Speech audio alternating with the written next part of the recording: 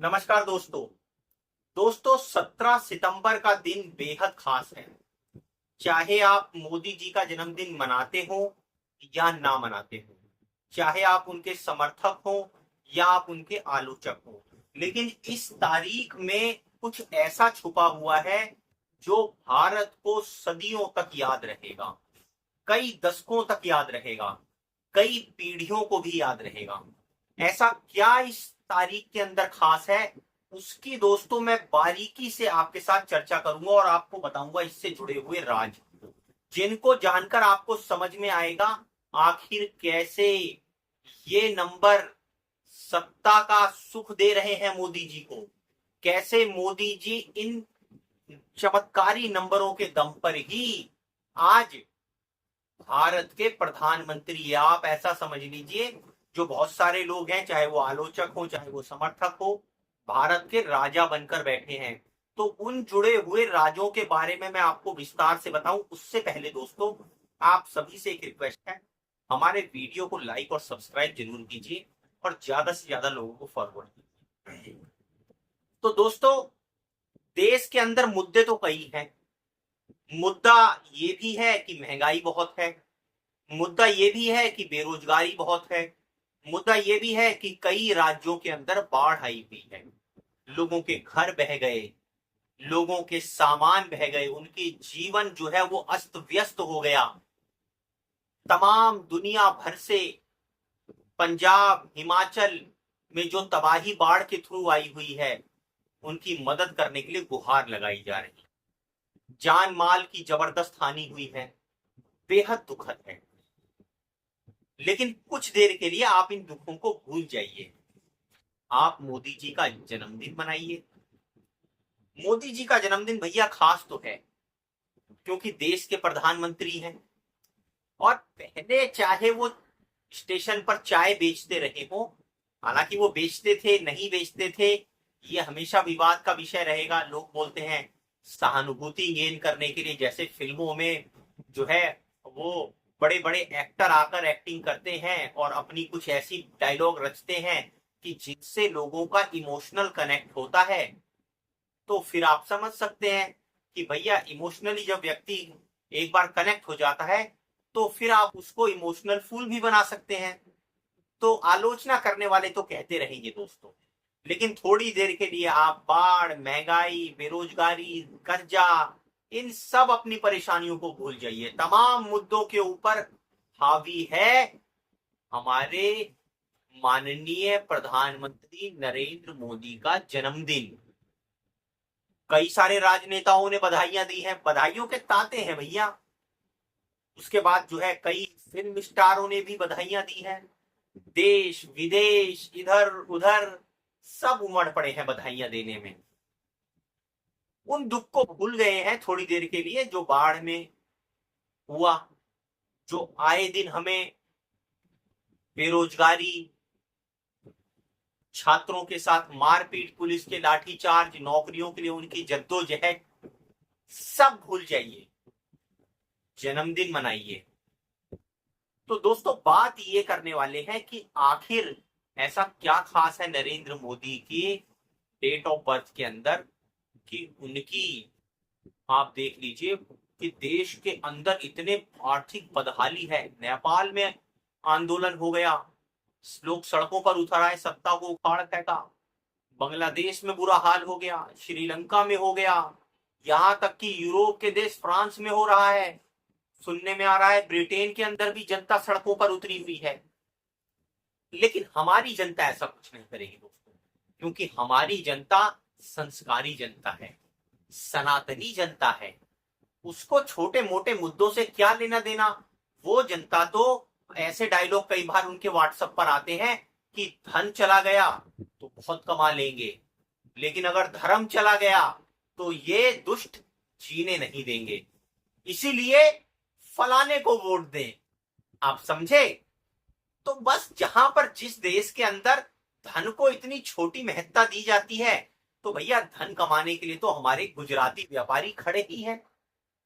धन वो कमाएंगे, आप चिंता मत कीजिए, आप धर्म की रक्षा कीजिए, धन की चिंता छोड़ दीजिए। और हाल कुछ ऐसा ही हो गया भारत के अंदर। जो यहाँ के युवा हैं, जो यहाँ की ताकत है, जो यहाँ की शक्ति है, वो धन को, अपने अधिकारों को भूल चुके हैं, जन्मदिन मना रहे हैं। किसका? प्रधानमंत्री का।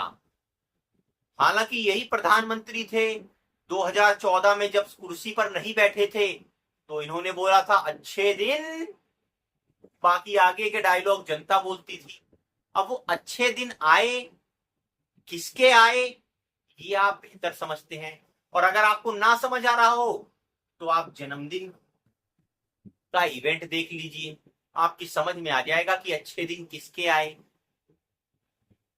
ये भी कहा गया था देश की जनता से, बहुत हुई महंगाई की मार, अब की बार बहुत हुई पेट्रोल डीजल की मार, अब की बार 11 साल का समय हो गया और इन 11 सालों में 11 बार जन्मदिन मनाया गया। लेकिन ये जन्मदिन खास है क्योंकि एक तरफ तो अमेरिका 50% टैरिफ थोप कर बैठा हुआ है, जिससे लाखों करोड़ों की नौकरी पर संकट छाया हुआ है, अर्थव्यवस्था की धज्जियां उड़ी पड़ी हैं।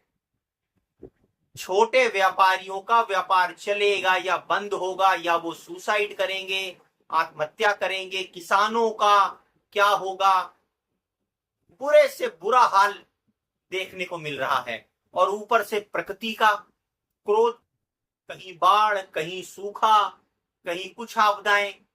लेकिन आप सबको भूल जाइए, क्योंकि दोस्तों मौका जन्मदिन का है। उम्र 75 की हुई तो क्या हुआ? अरे भैया, आदमी कोई उम्र से थोड़े ही बूढ़ा होता है, आदमी तो अपने हौसले से जवान होता है। हमारा तो 75 साल का बूढ़ा भी जवानों की ताकत रखता है। वो बात अलग है कि अग्निवीर का जो हमारा जवान है वो 4 साल में ही रिटायर होने के लिए तैयार है। कुछ को रखेंगे, कुछ को निकालेंगे, लेकिन उदाहरण है हमारा 75 साल का बुढ़ा जो अपनी कुर्सी को पकड़कर बैठा हुआ है। और यकीन मानिए 75 क्या है, 85 तक जाने की उम्मीद रखता है। और जब 85 पे पहुंचेगा तो 95 तक भी, आप समझ जाइए, वो विकसित कर कर ही देश को छोड़ेगा, चाहे उसके लिए उसे अपने कितने ही जन्मदिन मनाने पड़े। लेकिन हमने शुरू में बात करी थी कि आखिर इस डेट ऑफ बर्थ में ऐसा खास क्या है। अब दोस्तों ये तो आप समझ लीजिए कि ये जो डेट ऑफ बर्थ है, इसको कई लोग बोलते हैं कि मोदी जी की सही डेट ऑफ बर्थ है, कई लोग बोलते हैं कि ये गलत डेट ऑफ बर्थ है। तो संशय तो बना रहता है, लेकिन क्योंकि जन्मदिन इसी डेट पर मनाया जाता है तो आइए समझते हैं इस डेट ऑफ बर्थ को। इस डेट ऑफ बर्थ के अंदर एक तो 17 है दोस्तों, 1 और 7 का कॉम्बिनेशन। एक नंबर है सूर्य का जो राजा का नंबर है, और उसके साथ जुड़ा हुआ है 7 नंबर। ये 7 नंबर परमात्मा का नंबर है। कुछ लोग इसको केतु का नंबर भी बोलते हैं, लेकिन मैं इसको मानता हूं ये सबसे मिस्टीरियस नंबर है। क्योंकि केतु कौन है? आपके पुनर्जन्मों का फल देने वाला। सर नहीं है उसके पास, तो उसको जो जितनी भी चीजें मिलेंगी वो परमात्मा से दी हुई मिलेंगी। 7 का नंबर इसलिए भी रहस्यमयी है क्योंकि 7 ही फेरे पड़वाए जाते हैं शादियों में, 7 समंदर की बात की जाती है, सूरज के रंग भी 7 ही हैं। इसी तरह की तमाम चीजें 7 नंबर से जुड़ी हुई बताई जाती हैं। और 7 नंबर इसलिए खास है क्योंकि ये किसी मकसद के साथ जुड़ा होता है। और अगर मकसद ये है कि मोदी जी राज सत्ता का भोग करें, तो उसने बिठा रखा है उनको राज सत्ता में। तो क्या फर्क पड़ता है अगर उनकी डिग्री के ऊपर आलोचक कहते हैं कि वो चौथी पास है, उनकी डिग्री नहीं दिखाई जाती है, तो क्या फर्क पड़ता है अगर उनको लोग ये आलोचना कर कर कहते हैं कि वो अपनी कुर्सी से बंधे हुए हैं, वो लगातार झूठ बोलते हैं देश की जनता के सामने। कोई फर्क नहीं पड़ता है, क्योंकि जब तक परमात्मा ने लिखा हुआ है तो सुख मिलेगा। और वो सुख ऐसा है कि उस सुख को छोड़ने का जो दुख है वो चिंता की लकीरें पैदा करता है। इसीलिए तो कुर्सी को मजबूती से पकड़ा हुआ है। ये फेविकॉल का जोड़ है, आसानी से नहीं छूटेगा। तो आशा करते हैं दोस्तों कि ये जो 1 और 7 नंबर का जो मैजिकल नंबर है वो जो मिलकर शनि का नंबर बना रहा है, कर्म फलदाता का नंबर बना रहा है। और क्योंकि सितंबर का महीना है तो 9 नंबर का महीना है, मंगल का महीना है। अब और किसी चीज में एक्सपर्ट हो ना हो, लेकिन ये तो मानना पड़ेगा कि भैया काम के प्रति डिसिप्लिन में अब इधर पहुंच गए, कब उधर पहुंच गए, इधर विदेश यात्राओं में, उधर वहां उद्घाटन, यहाँ ये फीता काटा, वहां वो फीता काटा। तो मीडिया तो भरपूर कवरेज करता है और उसके साथ साथ ये कमी नहीं रखते हैं फोटो खिंचाने में भी। तो भैया जब दोनों मिल जाएंगे मंगल और शनि, तो मंगल अपनी क्रियाशीलता के लिए जाना जाता है और शनि तो कर्म फलदाता है। तो जिस तरह से एक्टिविटी होती जा रही है तो पुराने जन्मों के जो फल हैं वो भी मिल रहे हैं, सत्ता का सुख मिल रहा है, आराम की जिंदगी कट रही है। अमूमन भारत के अंदर अगर आप 75 साल के व्यक्ति को देखेंगे तो उतने में तो आदमी आकर अधमरा हो जाता है, कईयों की तो मौत भी हो जाती है। क्योंकि 75 साल में आदमी को बूढ़ा नाकारा मान लिया जाता है। लेकिन उदाहरण है हमारे नरेंद्र मोदी जी, जो 75 साल में भी इतनी काबिलियत रखते हैं कि देश का नेतृत्व और देश की सेवा करना चाहते हैं। अब ये सेवा जो है, ये सेवा में ही असली सेवा जुड़ी हुई है। बहुत से लोग बोलते हैं सेवा में क्योंकि मेवा है, तो भैया ये नेतृत्व कर रहे हैं, बाकी पीछे सेवा के साथ मेवा भी चलता रहता है। और गुजरातियों की तो बल्ले बल्ले है, बड़े बड़े पूंजीपतियों की तो बल्ले बल्ले है। सभी जानते हैं कि कैसे उनकी पूंजियों में जबरदस्त बढ़ोतरियां हुई हैं। सारा मैजिक 7 नंबर का है।